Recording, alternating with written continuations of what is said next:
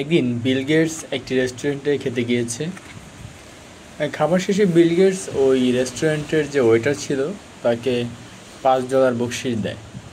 বকশিশ পাওয়ার পর স্বাভাবিকভাবেই ওই ওয়েটারের খুশি হওয়ার কথা ছিল, কিন্তু ওই ওয়েটার তাচ্ছিল্যের ছলে হাসছিলেন।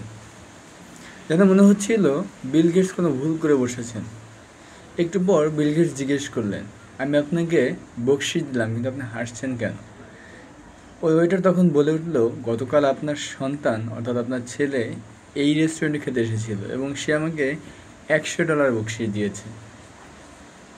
তখন বিল গেটস বলে উঠল, আমার সন্তান অর্থাৎ আমার সন্তানের পিতা বর্তমান পৃথিবীর সবচেয়ে ধনী, আর আমি একজন কাঠুরের সন্তান। অর্থাৎ আমি কাঠুরের সন্তান হয়ে কখনো অপচয় করতে পারি না। এই গল্পের একটা শিক্ষা আছে। আমরা অনেকেই আমাদের জীবনে $1 ইনকাম নেই, অথচ আমাদের পিতামাতার হাজার হাজার লক্ষ লক্ষ টাকা খরচ করে বসি। একবার চিন্তা করি না এই অর্থটা ইনকাম করতে কতটা পরিশ্রম করতে হয়েছে।